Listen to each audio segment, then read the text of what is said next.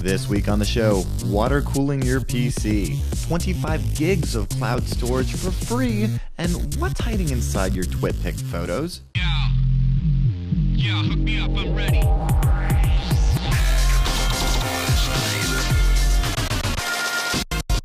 This episode of Hak5 is brought to you by Domain.com. Got a great idea? It all starts with a great domain, Domain.com. Gotomeeting and Netflix. Go to www.netflix.com/hak5 for your free trial membership. Nothing says neatness like water cooling your gamer rig, and when I heard that Colleen was doing just that, I had to stop by. Colleen, thanks for having me over at the Department of Spontaneous Combustion. You're very welcome. So what are you doing here? You recently upgraded some stuff. What's happening? Yeah, a couple of really good friends of mine for my birthday gave me a Corsair 700D case to move up from my Antec P180, and I thought I would take a chance to rebuild everything clean and redo the water cooling system with a couple of upgrades. Ooh, that sounds exciting. I know how much fun that is when you actually get to take your parts out, dust them off, make it all pretty again. Yeah, I turned on the air compressor and started blowing everything off. Excellent. Well, I am a complete water cooling noob, but I want to kind of get into this, and I was hoping that you could maybe spell it out for us. What are the pros and cons of water cooling? Well, water cooling, allows you to do a couple of very specific things. One, you can take the heat and bring it into larger heat exchanger surfaces. So in the end, you're basically making metal hot so that you can put that into the atmosphere. So if you've got a giant CPU heatsink with a fan on it, the size of the heatsink is the amount of surface area you have to work with to radiate the heat. But if you're taking all of that heat using liquid from the CPU or the GPU and moving it to a huge radiator, you have a lot more surface to work with. Is that, how is it different from, and leaky, of course, how is that different from, things where we've seen like heat pipes? Well, heat pipes do the same exact thing. The whole point is to move the heat from where it's being generated to the surface where you're going to radiate it. A heat pipe allows you to use a bigger surface, but that's the whole point of water cooling. It's much more efficient to use water cooling when you're trying to get the absolute coldest temperatures. Now remember, with water cooling, you can't get below ambient temperatures. You're just trying to get as close to them as possible. Okay, so we're not going to get some ridiculous overclocks here like you would see when those guys in Germany that like throw the nitrous in it. You got to do, phase change cooling or some sort of, Peltier cooling to actually get sub-ambient temperatures. With this, we're just going to be able to radiate as much of the heat to the ambient air temperature as well as we can. Okay, well, obviously, like you said about the efficiency and, well, neatness notwithstanding, what about the costs involved and the noise and the actual cooling properties? Well, water cooling these days is not as necessary as it was for a while there when we had really hot CPUs and the air cooling stuff that was out there was really not that good. Yeah. These days, you can build a very respectable gaming rig that overclocks quite well with air cooling. You see air coolers now that are like seriously this big. And they're effective, and if you can fit them in your case, they work pretty well. It's much simpler to install it that way, it's cheaper, and it's going to be almost as effective, but it's nowhere near as cool or as fun. Okay, what about the noise though? I mean, I love a quiet PC. Again, you can build a pretty quiet, standard air-cooled PC, but you can get even quieter if you're doing water cooling. You're a fan of the 747 type of computers, right? Noise doesn't bother me. I kind of like the noise coming from the computer. It's like white noise in the room, helps me sleep. It's like having an air conditioner on. Yeah, okay, no, I can feel that. I do the same thing with But if you wanted, you could build a water cooling system that's really quiet. Ah, rock on. No, who is this for, really? It's for people who want to get the most overclock out of their system possible, for people who want to have the coolest looking system possible, and for people who like personalizing and building stuff. Definitely. I mean, when you're done with this, are you even going to put the side of the case on here? Of course not. That's one of the reasons I like the 700D over the 800D. The 800D has a window and it costs more money. I'm not going to be using the side of the case on it anyway. I want to show off what I've done. Right, now typically with an air-cooled system, you would want the case on the side of it just because your airflow and the pressure of the case and all of that goes into a factor, because you want to pull air in from the bottom, make sure it goes over all your components, come out the back. Exactly, but here I just have the radiator on the top, so the most important thing is just getting the air to go through that, through the radiator and out into the room. Okay. So the side doesn't matter that much. So maybe you could walk me through it. What are the components that you need to get started with? Let's say there's You just just a couple mentioned of a really, radiator, so, right. so that's your heat exchanger? So let's say we'll start with the processor. Sure. So this right here is what you call a water block. And it's basically a piece of copper, just like you'd find on a normal heatsink, that conducts the heat from the CPU itself into the water. Okay. Then you have some hosing. This is some half-inch Tygon tubing, and that's used essentially for the liquid to go through. And that connects up to a reservoir, which is what you can use. It's actually not 100% necessary to use a reservoir if you want to make your life more difficult. Really? But a reservoir is really nice for filling it up and for bleeding the air bubbles out of it, because remember, air doesn't conduct heat as well as water, so you want to have it completely water. So you don't want the bubblies. Exactly. So this does a good job of bleeding that. Then you have, obviously, the pump, which you can use to move the water, put electricity in here, put water in there, and then it goes around. Is that one of the noisier components? Because I did play with water cooling once in like 99. And But we're using like a fish tank pump or something? Yeah, let me say, in 1999, water cooling was completely different. I spent like $100 on like a couple of parts and stuff, and it came in this kit called Super. That was the only word in English on it was Super! And everything else was like in Asian, we'll just say. In Asian. That's a fine language. Studied it for years. You know, it was 11 years ago. What do I remember? But I recall it being very loud. And it might have also been because I was a noob and didn't bleed the system properly. So some of the pumps are loud, and some of them are quiet, and some of them push more CFM, and some push less, or liters per minute. I guess it would be liters per minute. CFM like fans. Would be for fans. So yeah. But I found that this one is not that loud, and I got it at Petra's Tech Shop for cheap, because somebody at Corsair ordered all of the wrong pumps, and so they sold them off to Petra's Tech Shop for cheap. Nice. So okay, so we've got the water pumping from a reservoir to our block here for our CPU. And now another thing that I also do is I water cool my graphics cards as well. That's what I was about to ask about, because I don't see any sink on this. Normally there's like this giant plastic thing. Yeah, so normally you would have the front and back of the graphics card with the exchanger surface right here, and then this is a large air cooler. I don't like these because the way that the cooling works on all these new fans is they pull it in here and then try to push it out the back here, and the only way to do that is to do it very loud. Yeah, these are actually really loud. I mean, you remember the hairdryer, the original NVIDIA hairdryer. But they work. Okay. And so I've got water blocks not only for my CPU, but for my graphics cards as well. So I'm running 2 graphics cards in SLI for gaming in the system, and a third one for 2 side monitors. And so I have 2 matching water blocks right here. And some people believe in full coverage water blocks so that you can cool your RAM as well. I don't usually overclock my RAM because I don't really find significant results from it. Other people disagree, but this is what I find to be the easiest. Now, is this a standard hookup here? The size of this, is this the same that you're going to find on any of the graphics cards? The bolt pattern is specific to the type of cards. Okay, so is this like an NVIDIA block? Yeah, and so these I used to have on my 9800 GTX card, and then I got these GTX 260s, so I had to get different adapter plates from SwiftTech, but I could keep the same blocks. Oh, okay. Very cool. So all of this ties together, and this is a lot of tubing. Yeah, it's a lot of tubing, but it looks really cool because you can put UV reactive dye in it and have it be like, all rice rocket neon bling. Now, does this all go to the radiator and come back, or is this in series? So it's all in series, and so it goes through all the components, through the radiators, and back through all the components. Now, some people believe in putting things in a certain order so that the coolest things hit the CPU first and then the GPUs. But in reality, if you've got a good pump, the water goes through it so fast it's all the same temperature anyway. So the idea is that you're pumping the water through the CPU, through the graphics cards, maybe the RAM if you want to get crazy, and then through the radiator. Even the hard drives, as we saw, which is completely unnecessary. Yeah, I agree. But and then it goes back over to the radiator. Right, and then that's what you draw air through the radiator, and then that exchanges the heat into the atmosphere. Excellent. Now, tell me a little bit about radiators, because to be honest, my bike doesn't even have a radiator. It's all air-cooled. So the whole idea of a radiator is to get the most surface area possible. This is a dual 120 millimeter fan radiator. This is a single one. And so some of the fans and radiators that you'll get are different thicknesses. So you'll see that my dual fan radiator is actually thinner than my single fan radiator.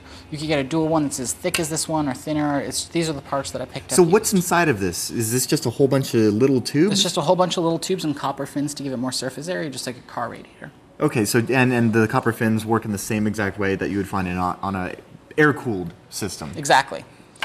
Except so with this system, I used to have a single and a double radiator in my Intech P180. Okay, so just like you've got your case, exhaust, your typical 120 millimeter Exactly. exhaust fan that everybody has on their case. This just sits on the back right behind the fan? Usually the easiest way to do it is you screw your 120 millimeter fan to the 120 millimeter compatible radiator, and then screw the fan to the case, and you're pretty much done. And there you go. Okay. And then the fan it's a typical computer And is that fan. sufficient? Just a single 120? Yeah, and I mean you can use a more powerful one or a less powerful one depending on how loud you want it. But the more radiator you have, the cooler you're going to be able to keep your water. The more stuff you're going to be able to cool. So Okay. this single 120 that's pretty thick would be sufficient for a CPU. All right. But since you're doing I'm running all of 2 these components- GPUs and a CPU, so I like to run 3. There's not really a rule of thumb. Even this is, a lot of cooling capacity. Well, you like to over-engineer and overkill Exactly. anyway. So I've got a triple compatible case now. So I figured what I would do is I'd run 2 triple radiators stacked on top of each other. Did I mention the over-engineering? I love Yeah. this. So this is this part right here, this top part, and it's just as thick as your old one, is the triple thickness radiator. Okay, and then you've got another triple length radiator, double thickness. And then I've got the fans in between. Then sandwiched, and then another one. Is this the same exact unit? This is actually kind of a little bit different. The top unit only has the barb holes on one side, and the bottom one has them on both sides.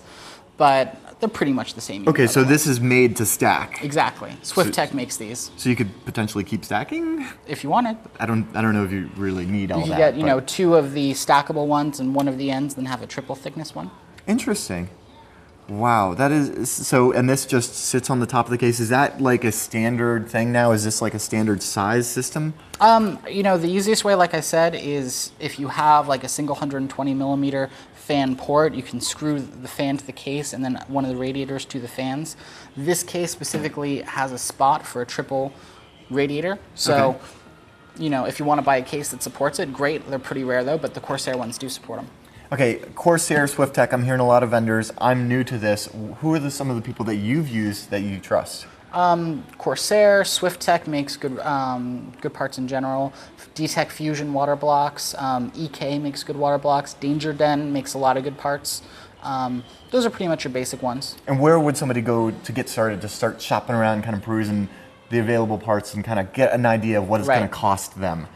Oh, I'd say a good water cooling system will start anywhere from $200 to $300. Wow, really? If you want to water cool your GPUs and CPU and all that kind of stuff. Okay. But you can get away with, Corsair makes this really simple unit called an H50 that has a water block and pump combo and a single 120 millimeter fan on it. I just got that. It was like $80. I couldn't help myself. I had and it to. works perfectly. It's a closed system. Right, so you never have to bleed it. And it's just going to do my CPU. And it doesn't get gross over time, so if you take a look at like these old tubes that I had in my system, they kind of turn brown and nasty. Okay, so I don't need to worry about that with the all-in-one system that I got. You'll never have to bleed it or take care of it or anything like that. And the properties work the same whether you've got a double, triple radiator, if you will, and or if I just I'll be able to radiate more heat than you, but if you're just doing your CPU, that's plenty. But like you said, we're not going to be able to get the water any cooler than room temperature. Exactly. Right? So would you say that we're going to be able to both achieve a similar overclock? Because that's what I'm looking forward to. I think we would be able to both achieve similar overclocks on our CPUs, but I'm also water cooling my GPUs. Okay, well that's going to hinder you when I throw down the gauntlet and say, let's come back next week. I'm going to install that Corsair single system and see what I can do to overclock and my Q9550. And then we'll go to a LAN party, and then we'll see who gets all the cool looks. Well, you're going to show up with all sorts of spikes and stuff, and I can't compete with that. It's Colleen. Come on. Thank you so much, Colleen. So let's come back next week, see the finished product, and see what we can come up with. You've got a Q6600? Processor? Yeah. No, I've got a Core i7-920. That's a 2.66 gigahertz that I overclocked to about 3.64 gigahertz. Wow. Okay, well, I'm going to see what I can get my Q9550 up to. And of course, you guys know that you can hit us up at feedback@hak5.org if you've got questions about this kind of stuff. And Digital Kitty, where can they find you? Twitter.com/DigitalKitty. That's the one. Thank you so much. Are you really going to wear that all night, Colleen? Really, I'm just saying, even if hypothetically cooties were real, I don't have them. Well, you look ridiculous. You know there's an easier way to protect yourself, right? Just head over to circle.org. Dots. It's amazing how people will believe just about anything if there's a website for it. But what's even more amazing is how incredibly inexpensive it is to get a domain these days. I mean, look at domain.com. They make it unbelievably easy to get your website online because they've got all the fixings and none of what you don't need. See? Ow! Whether you're hosting your resume or starting a website about make-believe vaccines, great ideas start with great domains. And domain.com's been making it easy and affordable for the last 10 years. They're a one-stop shop for domain names, reliable Linux and Windows hosting, and virtual private servers. And best of all, you can get 15% off your next order when you use coupon code HAK5 at checkout. That's Hak5 for 15% off at domain.com. Got a great idea? It all starts with a great domain. Domain.com. Shannon, Rob, it is so good to have you guys on here. Hi, Darren. How's it going? Not bad. How is it in Missouri? It's hot. Yeah? What about you, Rob? In DC, it's hot. Yeah. Well, it's actually summer in San Francisco, so it's freezing. But dude, this is great that we've got this new sponsor, Gotomeeting, so we can basically do these really nifty meetings where we can do like roundtables, get a couple of us on here and talk about what's been going on lately and maybe do some demos and everything. You guys want to get into it? I'm ready. Let's do this. Okay, so you've probably seen lately that there's a lot of buzz going on about geolocation privacy. And to start us off, I found this great article over this website, room362.com, about iPhone privacy as far as your photos are concerned. That guy's horrible. I don't know. You don't need to listen to him at all. It's wrong. Yeah, who's this Room 362 guy? I don't know. It's like the only link in my RSS reader. But Rob, you want to tell us about this? You were blogging about this, making a big deal. I thought it was awesome. So just to start off, like Larry Pesci from Paul.com has been doing like EXIF, trying to get people to know about EXIF data in like images and stuff like that. He actually did a presentation at Fire Talks at ShmooCon on how there was a lady a little back that they tried to redact a nude picture of her, like just get some like the top half of her, but in the EXIF data there was actually some like a thumbnail, a high-res thumbnail that was the whole picture. Yeah. Wow. And she wasn't someone who wanted to be photoed nude. I don't know why they did it initially, but anyways. So he told me about the EXIF data, so I went out and looked, and none of my twitpics seemed to have it.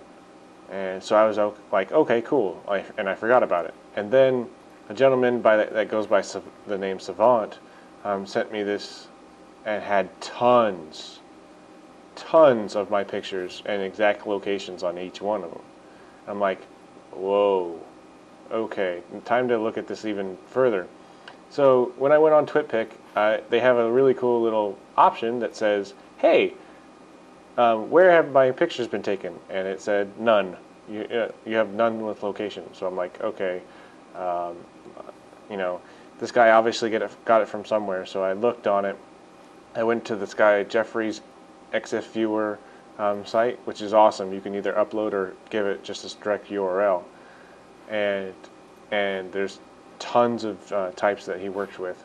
But so I picked one that they had pointed out, and it showed an exact location of where I took that picture, which was not something that I was happy about. Ooh, so even though you have changed the settings so that none of your stuff is going to show up on the location. Well, no, I didn't know that. I didn't know that the pictures, when I took them with the normal camera, pulled the geolocation on them. Like, I knew that. I'm sorry. I knew that with the apps. Like, there were certain apps that will say, "Hey, would you like to allow location data?" And I'm like, "No," but with the normal camera, it doesn't ever ask you, or it didn't. So Rob, where are the settings? How does somebody using an iPhone go ahead and change the settings so that they aren't accidentally putting their location in every photo that they share on the web? Well, you can turn it off, like if you have iPhone OS or whatever they call it these days that isn't Cisco related. You could turn off location services completely. No, but that's not, you don't want to do that because we all want to use Google Maps. I mean, Yeah, that's the whole your point of having TomTom a app smartphone. goes dead if you turn off location services. Yeah, I but- really don't want to jump from Google Maps back and forth to my settings every time I take a picture. Exactly. So in the new iOS, they actually allowed, or in iOS 4.0, they allowed you to have a more finer grain change on it. So you can, or finer grain detailed editing of settings or whatever. So you just go into general location services, and now with this new upgrade, you can actually change each one of the options in there, including camera. So in mine, I turn off for camera. I turn it on for maps and my TomTom. Oh, thank God. I was really worried because I just ordered my iPhone 4, and I was going to say, if I have to do this every time, I'm going to blow a fuse.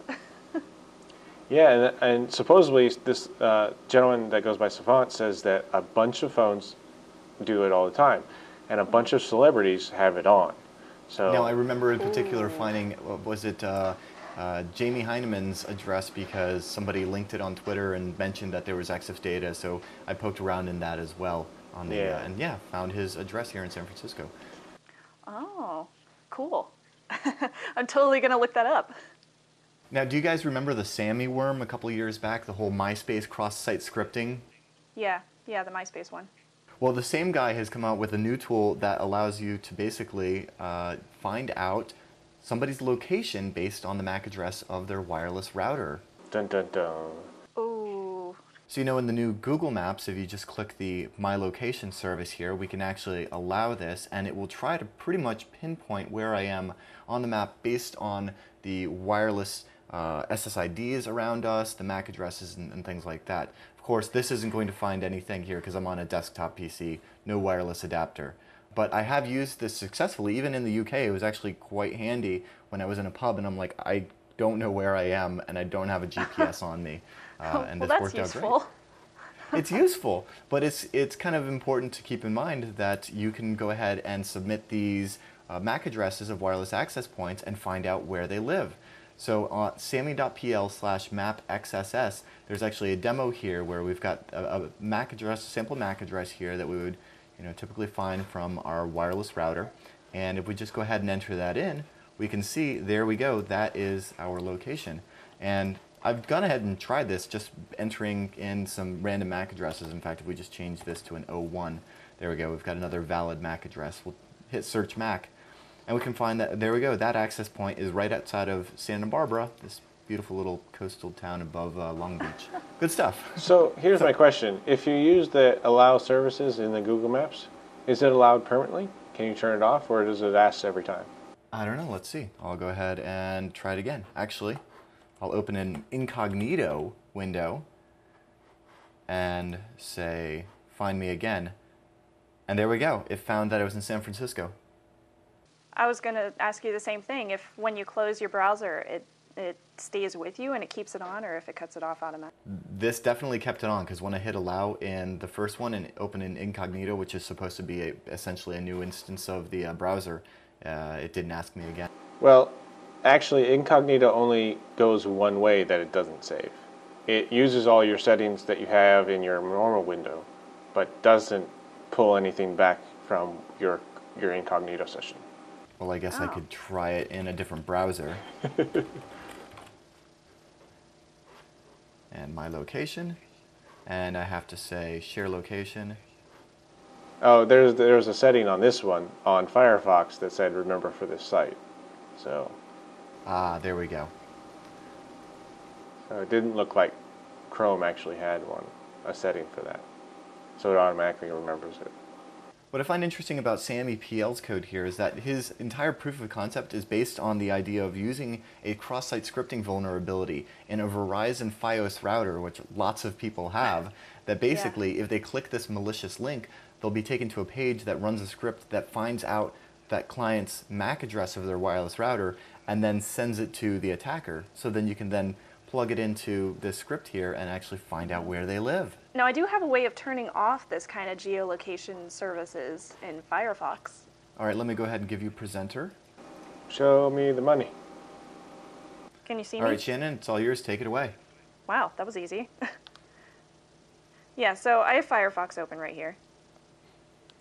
And up here in the address bar, if I just put in about:config, press enter, it says, this might void your warranty. Oh my gosh. So I just say, I'll be careful. And I will be careful. And then up here, I'll just type in geo dot. Okay, down here where it says geo enabled, I can just right click on that, click toggle, and that way it's user set. So it's off. Yay! So we've essentially just turned off all of this geolocation services in our browser completely. Yeah. So it won't even ask you now. We are off the grid. Yes! Yeah. Cool. And then if you want to turn it back on, you right click and then hit toggle again, and it goes back to default. Yeah, but isn't telling everybody where you are at every moment of the day, everything what we're doing these days, like Foursquare and stuff like that? Yeah, totally. Yeah, and there's That's a lot awesome. more Foursquare goodness that we could talk about in a future Gotomeeting roundtable here on Hak5, but let's go ahead and save that for the next week and let everybody know that if they have questions or comments about any of these roundtables, they've got topics that they would like us to discuss, experts that they want us to get on, go ahead and email feedback@hak5.org and be sure to put GTM in the subject line. We really appreciate it. So Mubix, where can we find more of the stuff that you're doing right now? Same site we looked at first, room362.com. Excellent. And Shannon, of course, every week here on Hak5. Right. Now, I did want to thank our excellent sponsor for making this possible. You've probably heard about Gotomeeting, the easiest and most convenient way to host online meetings from your PC or Mac, and now you can even take it on your iPad tablet. Gotomeeting, brought to you by Citrix, is a free app specifically built for the iPad, which makes online meetings more accessible than ever. With Gotomeeting on your iPad, you can attend online meetings on the go, at a cafe, in a hotel, wherever you are. Just download the Gotomeeting app, join a session on your iPad tablet in seconds. See the host's computer screen on your iPad, connect the audio through the iPad or over the phone. Try Gotomeeting free for 30 days. For this special offer, you must visit gotomeeting.com. Click the Try It Free button and enter promo code HAK for the free trial. That's how they knew we sent you.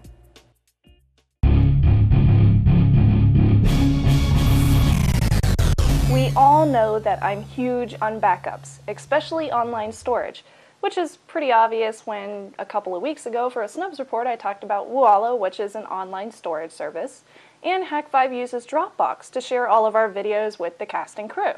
So I decided to check out Windows Live Skydrive, which you can try out over at windowslive.com/online/skydrive.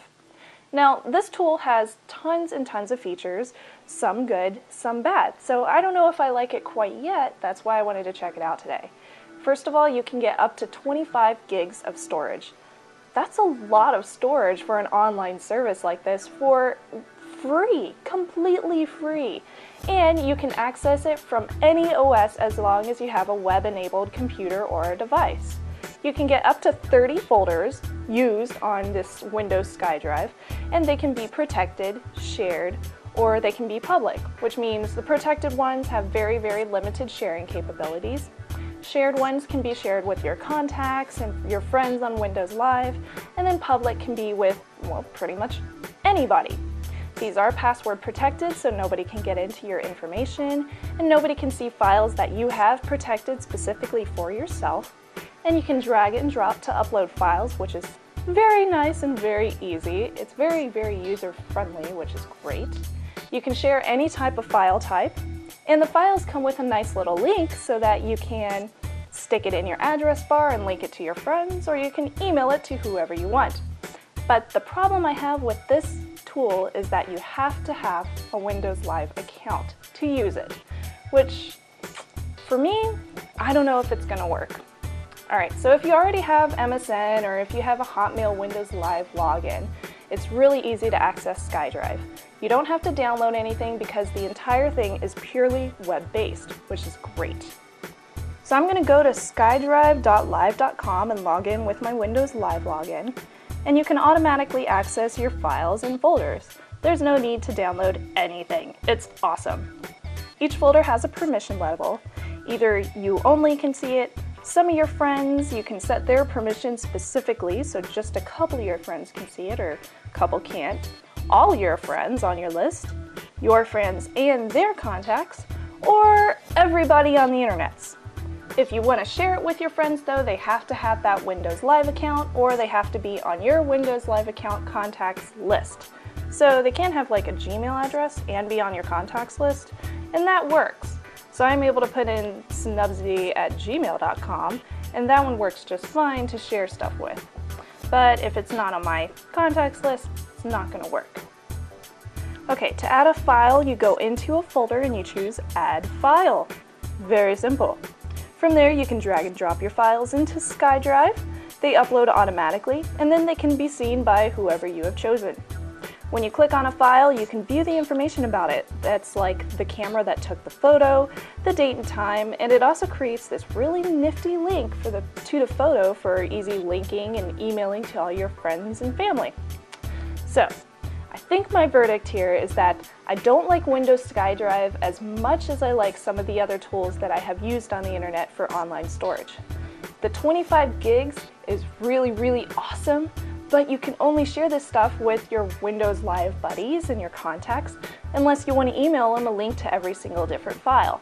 I don't know if that's going to work for businesses and for friends around the world, but that might be perfect for Nana and Papa who have been using Hotmail for pretty much all of its existence. Alright, email me what you think over at feedback@hak5.org.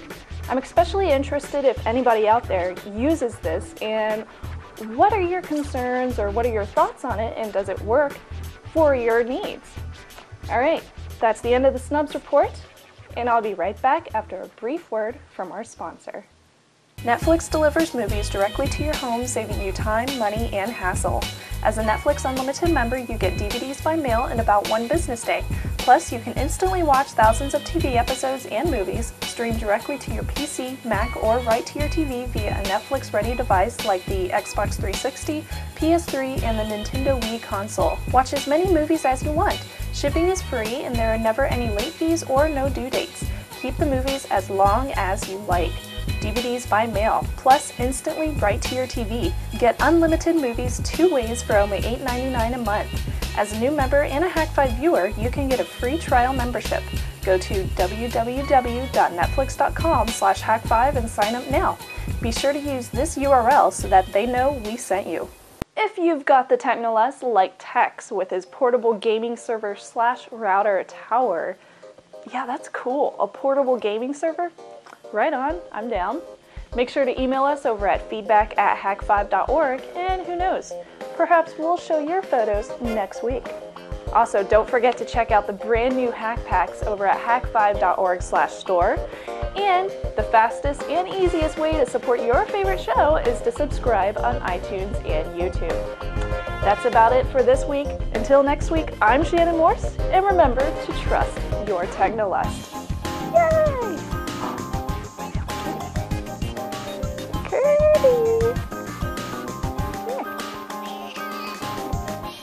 Oh yeah, I know you guys have missed her.